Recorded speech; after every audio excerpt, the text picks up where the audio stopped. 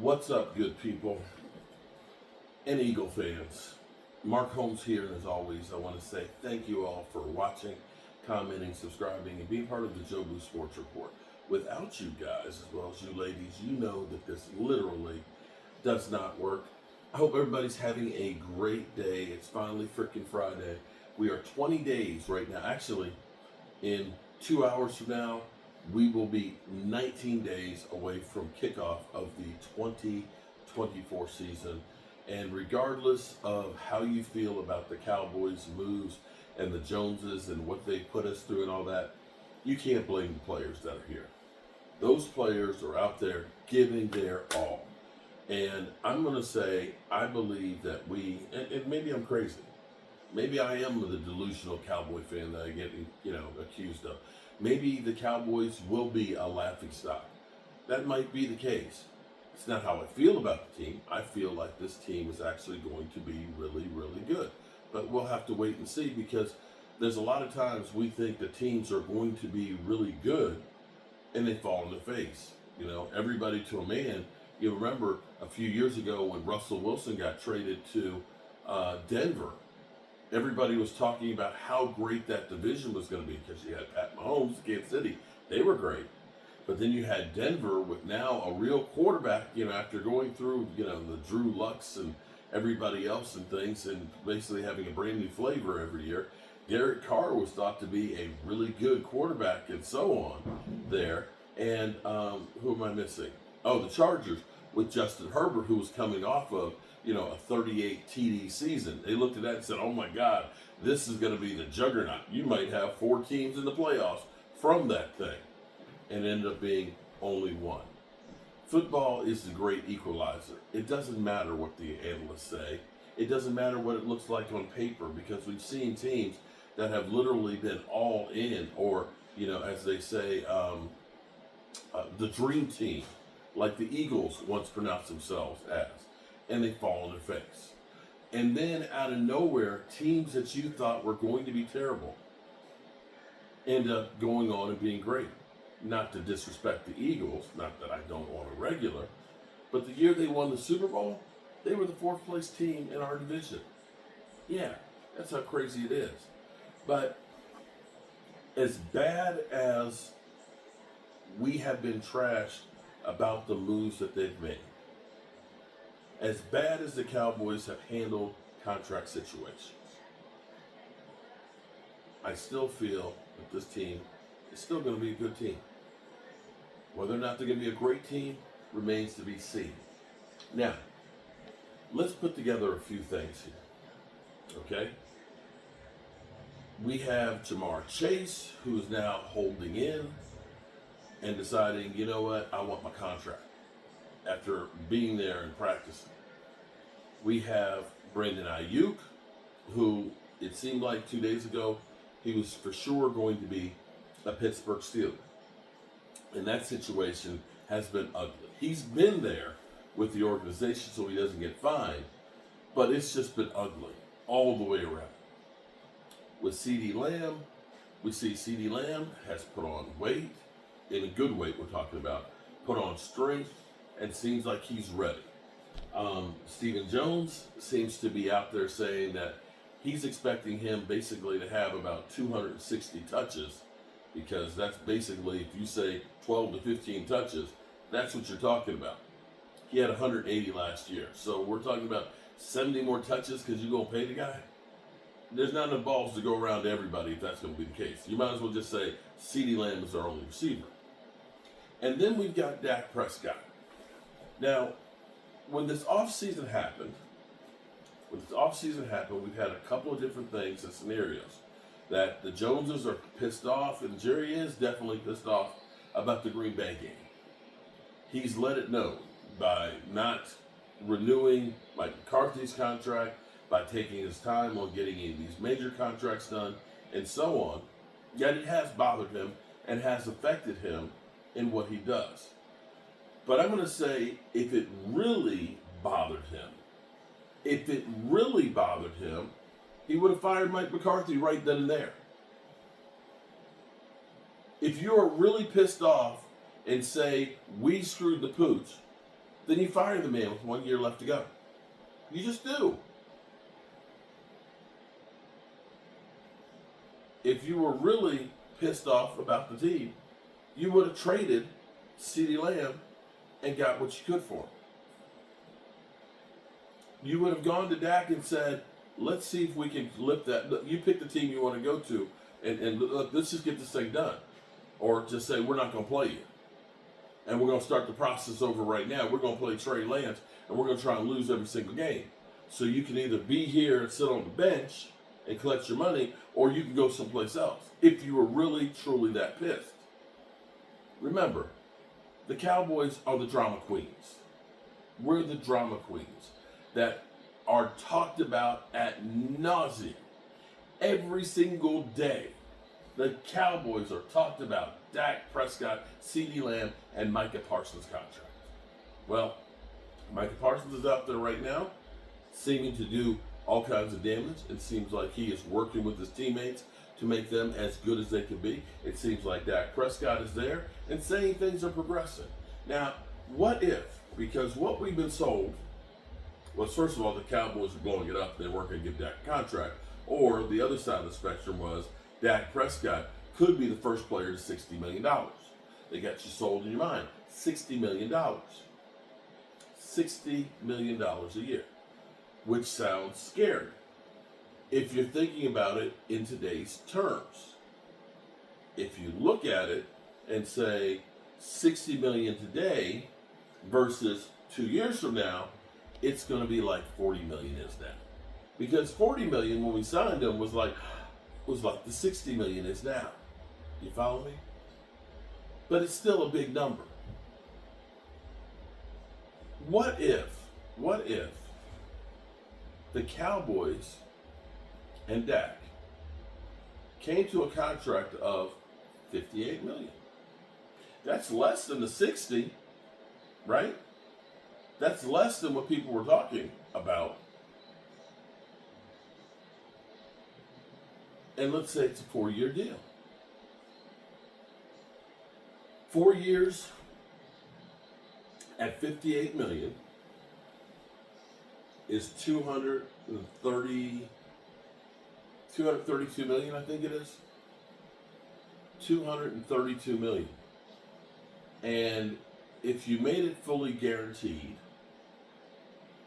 then that would be $2 million more than what Deshaun Watson's deal was, which would make Dak the highest paid. But it's only $3 million more than Trevor Lawrence is actually getting. Because, see, we got everybody in the same ballpark right now. We got everybody in the same ballpark.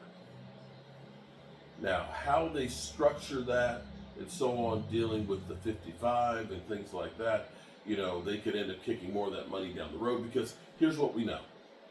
Here's things that we know as far as that number is and how you have to look at things. I don't know if you've ever heard of a balloon payment. This was one of those tools that they used years ago to get people who weren't qualified to buy homes into a house. The first couple of years would be low, and then the payments would balloon up. They'd swell like a balloon. So you end up starting the payments out low so that way they could qualify, figuring that in a couple of years you'd pay off some debt or you'd make more money to be able to afford it down the road, or you'd refinance it because the interest rates hopefully got better, or you ended up just refinancing the money that was on there. It was just a tool to help you get your foot in the door. And the Cowboys could afford some of those tools as well down the road. Now, fully guaranteed makes it a hard number. So, how would you feel about that? Because I've kind of had a little birdie kind of hinting around to me, and I don't know if it's actually right or not, but you can best believe that it's going to have a no trade clause on it, okay? And there'll be no franchise tag on it because he's already been tagged twice. Regardless, the Cowboys, this is what's crazy. This is the most insane thing out there. That's just crazy to me. Because I I'd honestly like to know, because this is what the deal's going to be when it comes out. You watch. It's going to be something like this. It's going to be fully guaranteed, no trade clauses and stuff. It's going to be like, it's going to be the highest contract in football. And the thing that's crazy about it is, the Joneses, in their mind, they get a bargain. That they're shrewd negotiators. That's honestly how they act. Well, these things, these decisions are difficult, and they take time to get these things worked out and to progress with them, and so on. And you would think that these guys, oh my God, the way they penny pitch and everything else, that they get the best deals in football for the team. But in the end, it always sucks for the team, and there are always bad contracts for the team. And that's where I'm kind of like, don't y'all understand? Y'all are not good at making NFL contracts. And that's okay. Because what you do is, when you are worth now $500 million more this year than you were last year, you can look and say, you know what? Let's spend a couple $1 million. And it's probably not even a couple $1 million for somebody who is just like, a great accountant and contract people. Let's say we set aside $2 million to take this off our plate and say, we want to get some really good contract and capologists to do these things. So that way we don't get a gun to our head by our players because we screwed the pooch on the last contract. How about that? Anyway, I am going to try. It's going on 11 o'clock. This time tomorrow, we'll be live streaming the Cowboys game, which starts out 10 o'clock Eastern. 10 o'clock Eastern. That's really late. So we are going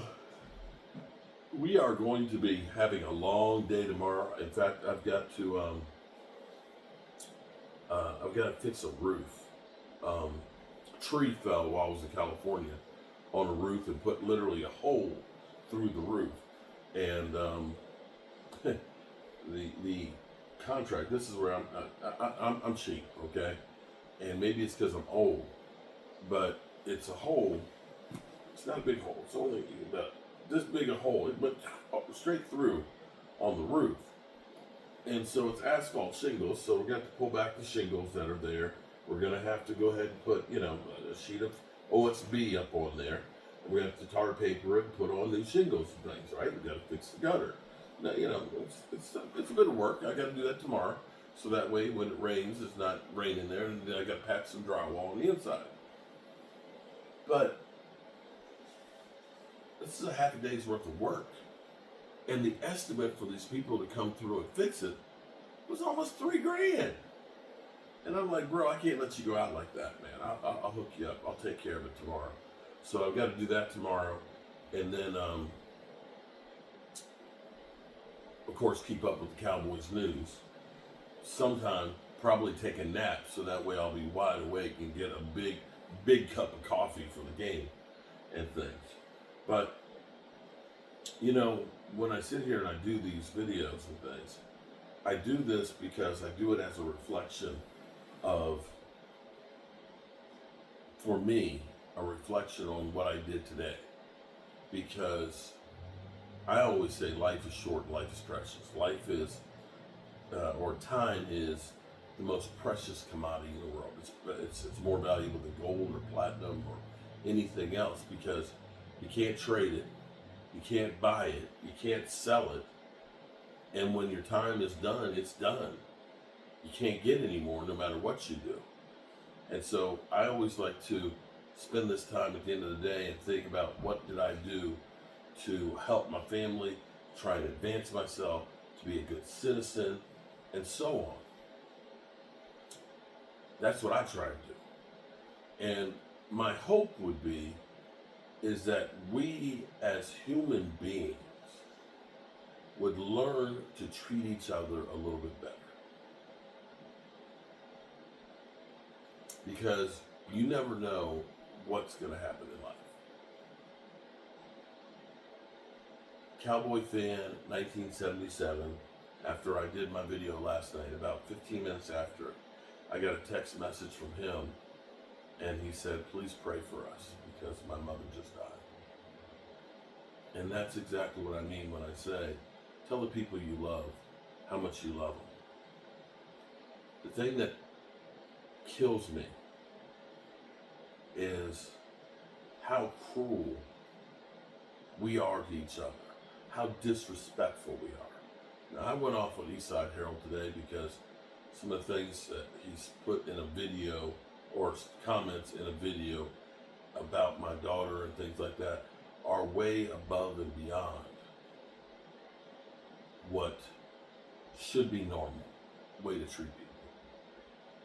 And I hope and pray that at some point we can get past people treating people like shit.